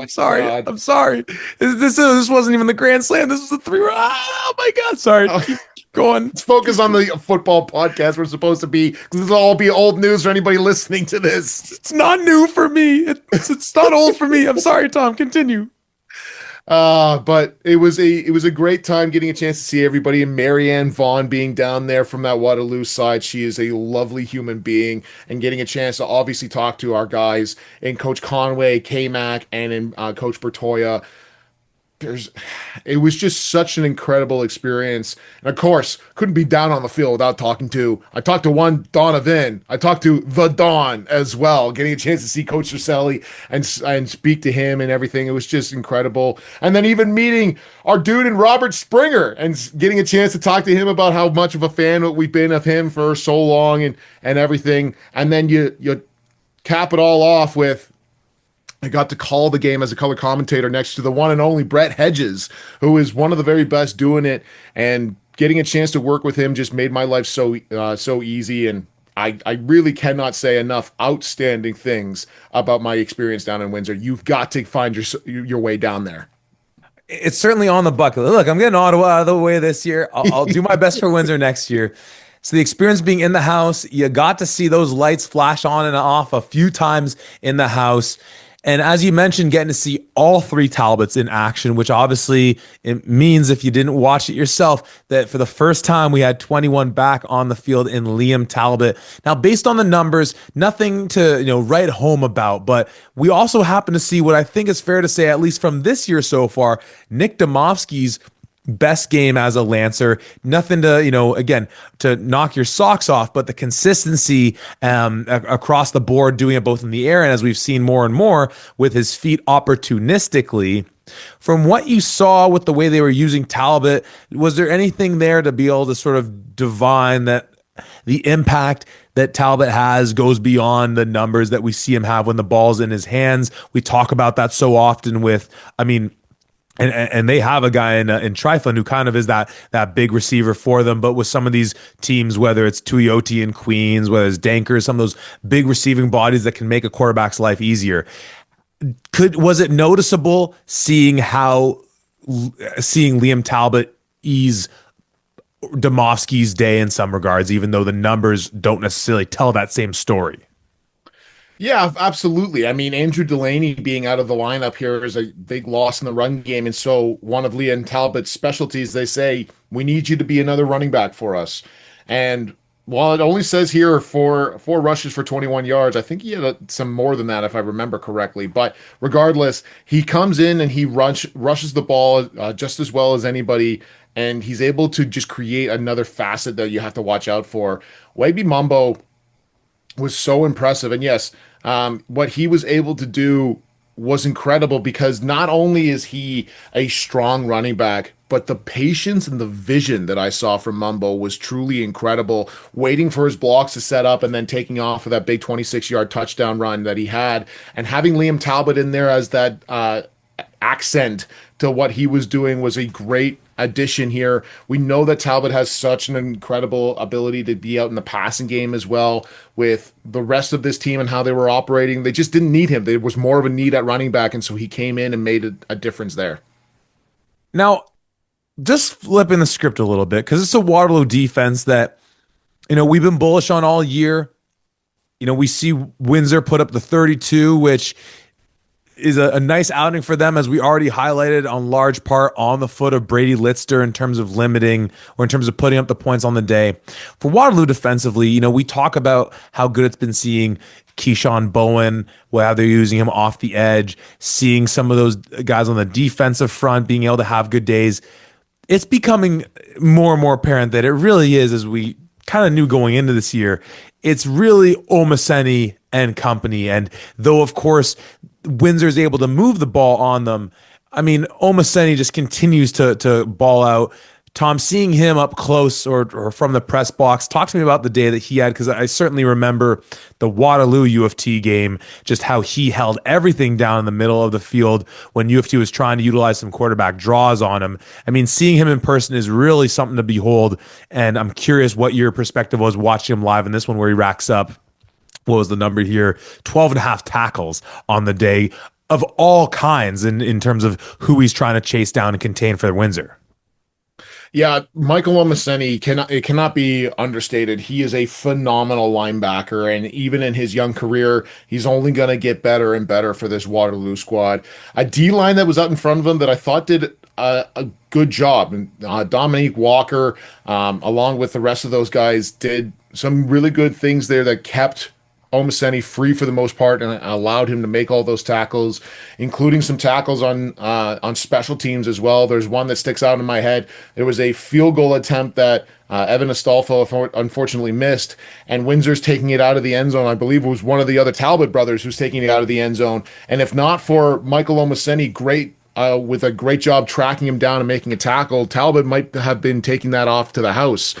And there was a few times there where it seemed like Omaseni was the last line of defense, and he always came through for them. So it was really awesome to see what he was able to do, and it just kind of confirmed when I saw him in person, he is the heart and soul of that Waterloo defense. Now, talking about seeing guys up close and personal, Emmett Ward, as we've seen, kind of getting thrown into the fire, and we talked about coming into this game, were we going to see any Nolan Caban? Going into Windsor is a tough task for some of the best quarterbacks we have in the OUA, let alone for a young kid who probably wasn't expecting to be playing all that much on the year. And on the day, the numbers aren't stellar, to say the least. But frankly, I don't want to be really critical in any component to say, because of just the nature of the situation, the caliber of team he was playing, and just with Windsor having that sort of special sauce, if you will, the magic dust of the golden arches and what that can just do to even the top players in our league. How'd you find watching Emmett Ward against, in one of the tougher situations a young quarterback could find himself in? Well, first and foremost, talking to Coach Pretorio before the game, he pointed out to me, not only is Emmett Ward a young kid, 2 or 3 weeks ago, he just turned 18 years old. Like, Jeez. This is as young as you could possibly get on a team here. And while the numbers here don't spell a great story, 17 for 30, 157 yards, no touchdowns and 3 interceptions, when you're watching him already as the young 18-year-old, he makes a couple throws and you go, oh yeah, this guy is the future. He is absolutely going to be the future of Waterloo football. And for the young players that would be able to recognize that, for any new and upcoming receivers that want to have a chance here, if you see the capabilities that Emmett Ward has and what he's going to have, I think he's going to be a great aspect of recruiting as well, and getting some more offensive players, specifically those receivers and offensive linemen, who, as you can see, like, hey, we've got the quarterback here. He needs some fine tuning, obviously, but he's only friggin' 18 years old. He's going to get that, and especially in the latter part of this year, if he does end up being the starter for the rest of this year, That's valuable game time minutes that you're going to rack up and accrue. And I think you and I have had this conversation here. No matter how insanely tough a practice is, it'll never be a replacement for game time and game time speed. And getting game time speed experience in your first year here, and now suddenly understanding defenses and how they operate. And yes, there was Robert Springer who's kind of baiting me into trying to make a throw or whatever else that looks like. If you can understand that now going into your second year, man, that puts you in such a great spot to be in. And I think that's exactly where Emmett Ward has the capabilities to be. So, like I mentioned, the numbers didn't look all that impressive here, but watching him, watching his progression, even from like the first quarter, he'd get pressured a little bit, put his head down and start taking off and running. And then obviously got talked to on the sidelines because after that in the second quarter, or even maybe in the late in the first, he would take off and run to get away from pressure, but his eyes always stayed downfield, trying to find receivers, trying to make a big play out of something. If he didn't see anything, then he'd take off and run. But he was always looking to see if his receivers were open as well. So this is a young man who's going to get better in leaps and bounds, if for no other reason than by necessity. But I completely believe in the potential that Emmett Ward has. And oftentimes being rushed out of the pocket by the likes of Ahmad Taylor, whose 1.5 sacks have him sitting nice and pretty atop the OUA sack leaders at 6.5, with Oliver Jackson on his heels at 5, I believe, when I last checked. Tom, last thing I want you to just take us through. Night game down in Windsor. We know they get a heck of a lot of those. Whether it's dirty pool by them, frankly, I think it's helpful to have a bit more time during the day, whatever it might be. Whether it's the light show that we get on the major scores, getting to interact with the fans and everything in between. You know, you just did your great sales pitch, recruiting pitch for folks to go play football at Waterloo. Make your sales pitch, the great salesman that you are, of making their trip to the end of the 401, catching a night game at Windsor, or really any game at Windsor whenever possible. Well, the one aspect of Windsor that I didn't truly recognize, or maybe put enough focus on is the better way of wording that, is the support of the fans and how much they love their Lancer football. I went into earlier that day, I was down in Western, like we mentioned, I was at homecoming. There was 15,000 people at that stadium. And somehow, some way, Windsor only having roughly 2 or 3,000 still sounded louder than those 15,000 at Western. And the way that I kind of described it to a couple other people that I was talking to about that is that these Western fans, when they go into a game, they're expecting to win. And when you go in there just expecting you're going to win, it's like when a big play happens, you're like, oh, good. Like that's what should have happened kind of thing. Versus it's not that Windsor fans don't expect them to win, but they're so much more appreciative when they do, that they're yelling and screaming and being loud. And the awesome setup that we have with how we were calling the game on OUA TV was very similar to what it was like with UBC, in that like I am one row away from all of the fans there. So at times I'm trying to hear Brett Hedges as he's speaking, and you just hear these Windsor Lancer fans yelling and screaming and supporting their boys and doing everything they can to create distractions for Waterloo. And even in the old style, you remember, I think back in our day, that whole deal of like, when something would happen or like a penalty would happen, you'd hear the crowd, "You can't do that." That was Windsor. Windsor was doing that. Anytime Waterloo made a penalty or anything along those lines, that was the same kind of feel to it. And these fans just cared about their Windsor Lancers. So if for no other reason, first and foremost, the atmosphere for those games were great. Playing in so many night games with the lights flashing is obviously another great piece. But you see the grit and the determination that this Lancer team has when you're surrounded by great role models and great people in the Cercellis and Patrick Donovan and the rest of that staff. Like, this is really where the quality of a human being kind of comes into play here. I have so much respect for the coaching staff that's there. And while the Windsor Lancers at times can get a little loud and a little chippy towards one another and take some penalties themselves, still, you can tell that the quality of humans that they have coaching them is of the very highest of levels. And this was just such an incredible atmosphere to be a part of.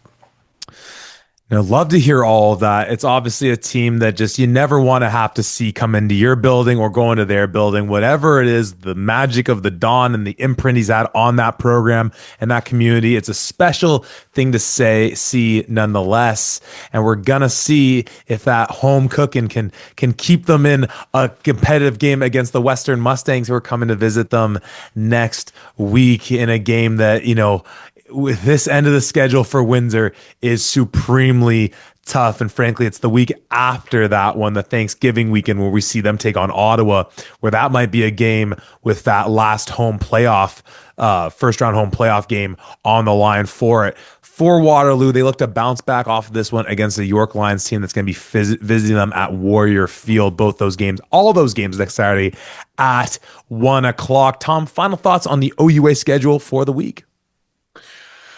Another great matchups here. I know that there was a few games that obviously got out of hand pretty quickly, but getting a chance to be in the house for a couple of games and getting just anytime I get a chance to interact with these great fans that we have, it's always just such an awesome feeling. Nick Domovsky in the Windsor game, still 16 for 26, 210 yards, no touchdowns and no interceptions. He did well. There was a few throws that he made that were good. Still want to see a little bit more from him in this regard as well, but we've got some great athletes all across the board here. And a question that was posed to me that I want to ask you, and I'm pretty sure you and I are on the same page when it comes to this one here, but if you had to pick right now in the OUA, who's the very best quarterback, who would you say? Right now, I'd probably take Cal. Cal Wither has been doing some really outstanding work here, but it's almost at a detriment to him that he's got so many outstanding receivers that are all around him as well. But to see Cal immediately come in here and start looking like one of the best quarterbacks that we have looks amazing. And this is just a great time to be an OUA football fan. Most definitely, and frankly, those matchups we're getting in the next few weeks are really going to test the mettle of some of these clubs. But let's take our talents around the league, hooking people up with what was going on in the other three conferences across USports. Just starting with the results with a bit of a, well, I don't know, Tom. Do we want to call it an upset? First of all, not with your guy with Eli at quarterback for Alberta, making a switch up there to young Mr. Reeder. The Alberta Golden Bears at home picked up the big win 38-18 over the UBC Thunderbirds with Drew Viotto in there. On the Saturday, St. Mary's took it to Acadia 30-8. That defense is for real, though. I like some of those Acadia uniform combos. Not going to lie about that. Montreal gets back on their winning ways with the Defiant and the large win 52-2 over the Concordia Stingers. Bishops also flexing their muscles with a big win at home against Mount Allison 54-3. Sherbrooke, perhaps with the biggest surprise of the weekend, picking up the win against McGill, coming off their win against Montreal, coming off their win against Laval.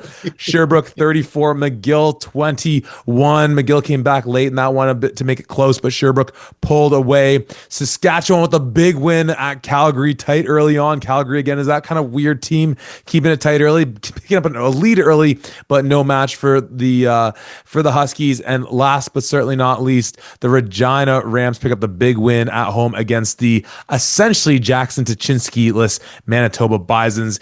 On the fence, or sort of a game time decision going into the game, played, came out. Regina clearly overmatches them, arguably with him in and certainly with him out. Tom, where do you want to start our conversation with our Around the League U Sports coverage?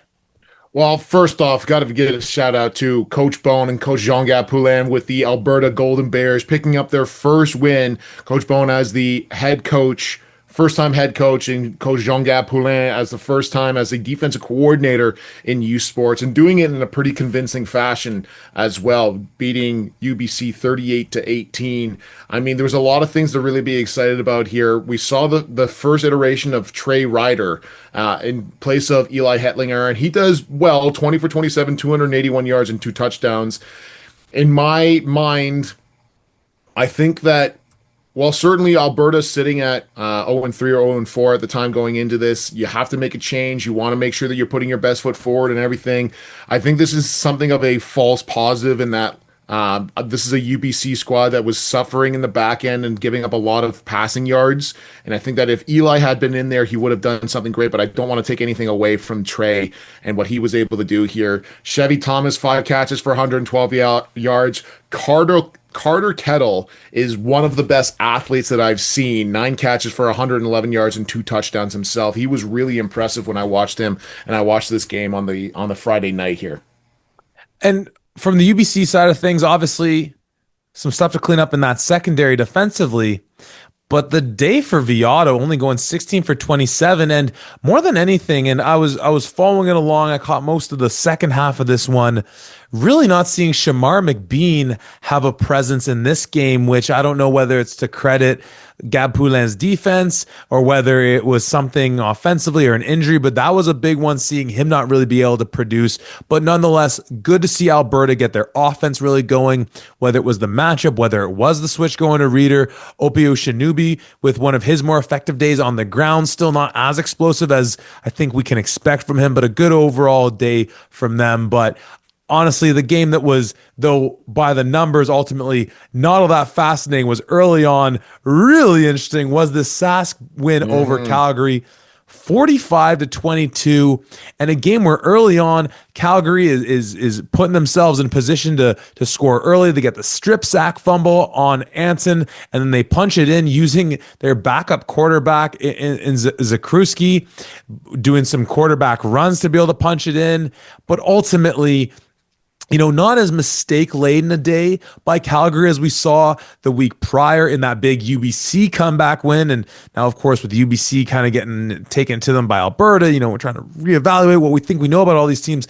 Not as mistake-laden, but just clearly a game where, even though early on it kept close, just has that feeling of so many times as we talk about Western, where eventually the dam is going to burst through. And, Anton just doing what he does against, all these opponents. Huge day for him. Riker, proving why Sask is, according to Coach Greg Marshall, the Western Mustangs, the best zone running team in all of USports. And it helps when you have arguably as good a zone runners I've ever seen in Riker Frank doing his thing, and then Weeb adding it in as the go-to guy. I mean, this Sask offense was on fire all game long. Took them a bit to find their rhythm, but once they did, showed why they can go toe to toe with anyone in this league. I don't know if it's just because I'm a bit of a nutcase, but as a former offensive lineman, I wonder if you get the same thing.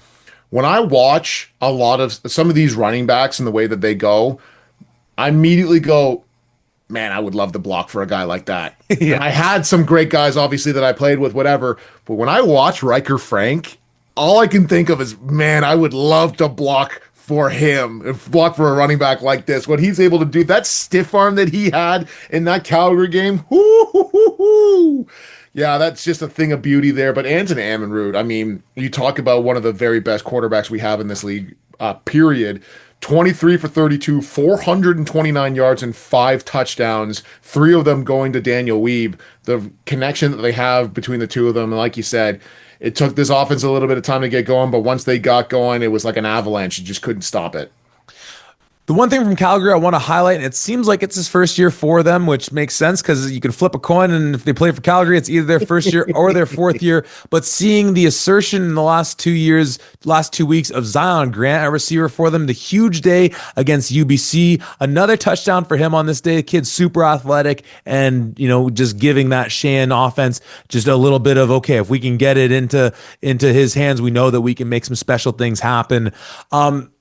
Manitoba Regina, again, once it was clear that Tuchinski wasn't in this one. I mean, I don't know really how much else you could get out of this team.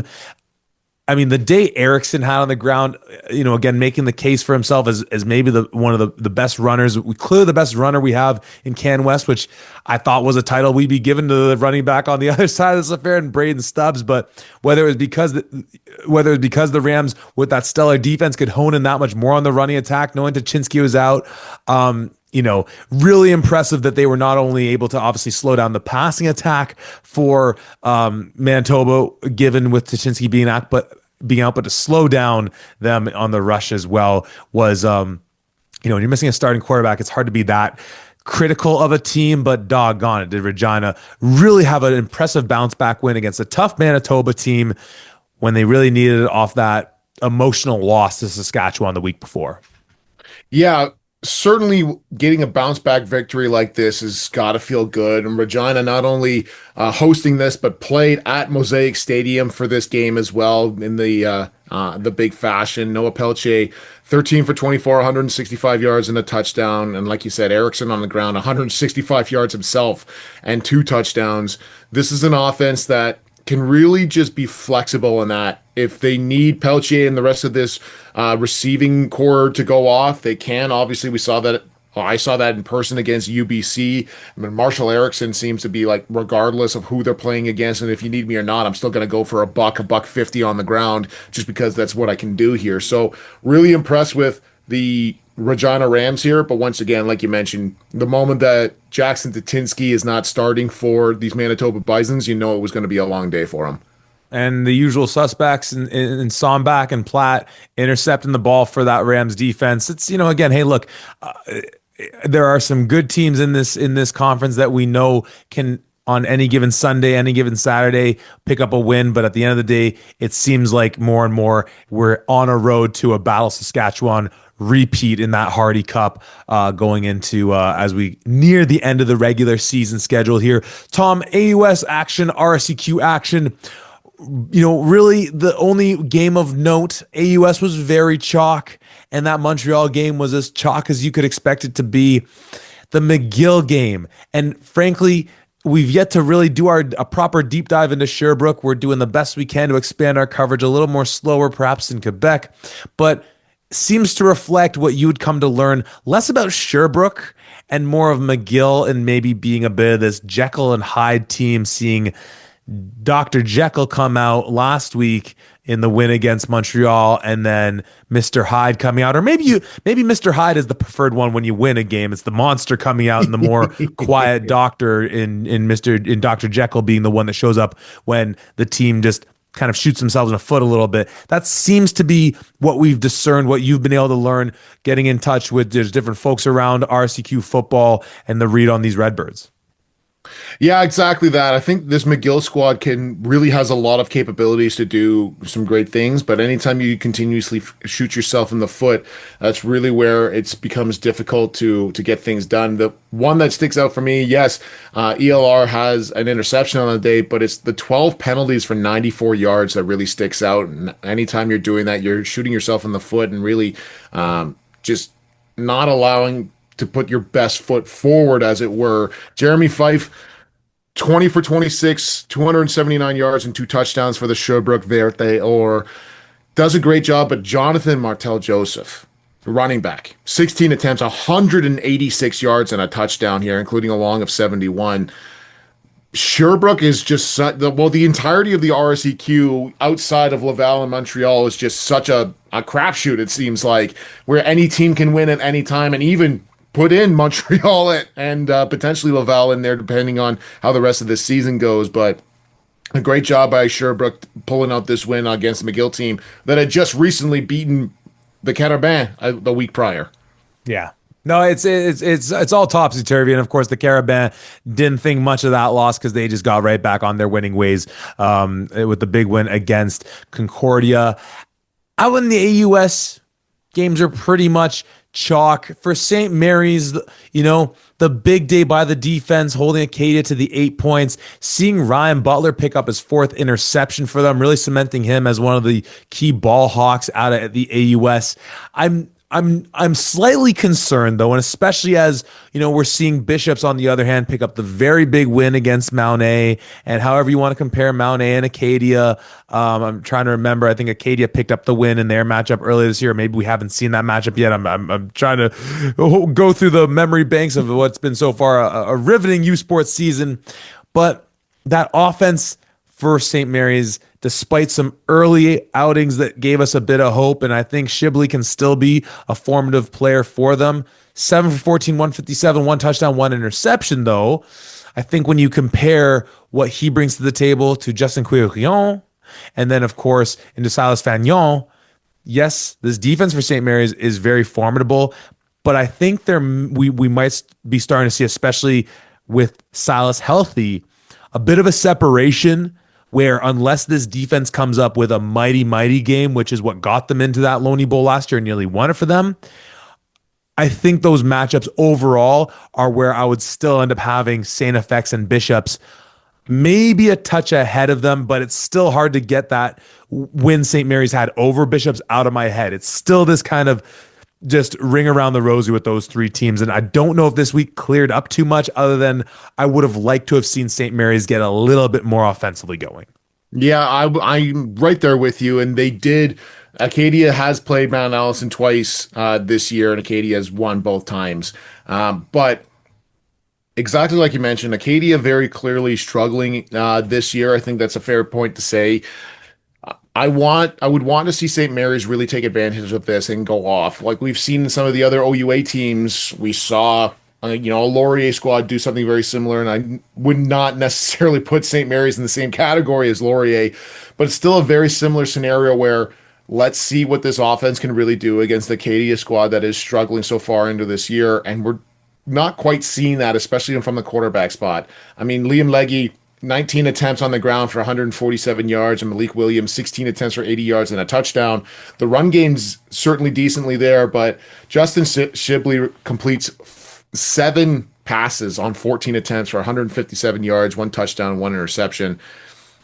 That kind of a performance is just not going to be enough to beat the Bishops or they did beat Bishops, I guess, but to beat Bishops and St. FX in the playoffs by any means. So, as you mentioned, this defense for St. Mary's shows up every day, but I want to see more from that offense.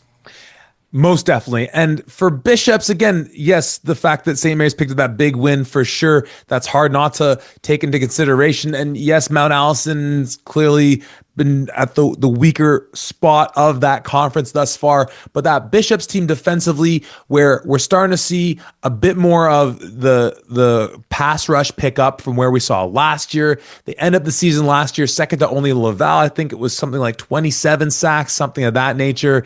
Now, right now, they're sitting with 13 sacks that has them tied with a number of teams, including the likes of Laval and Queens and Laurier and even your McMaster Marauders. So some teams that we see with those really strong pass attacks defensively, pass rush attacks defensively. You add in what Quirion's doing, Hosang rushing the ball for them, starting to see that defense come to form of where it's been last year. I mean, they're still bloody holding teams to 10.2 points per game, which is remarkable. And, somewhat I'm curious if that can even be accurate with what St. Mary's put on them. But nonetheless, I do think that this Bishops St. FX combo may be sitting ahead of the pack thus far, but we'll still have to see how that plays out. Tom, my dear Tom, final thoughts on the USports calendar from week 6/week 5, depending on which conference you're talking about. I think across all conferences, in the case that we've been kind of making here, while there are still very competitive games at every level, the teams at the very top are starting to separate themselves. And maybe for no other reason than we just didn't see enough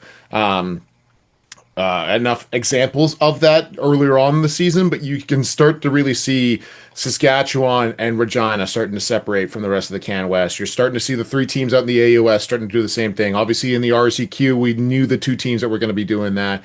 And in the OUA, you've got your Lauriers, your Westerns, Queens, and I put Ottawa in there starting to separate from the rest of that. So we're starting to see the cream rise to the top, as it would say. And while, yes, on one side of things, you could look at it saying, we're going into the back half of the season and eventually football is going to come to an end.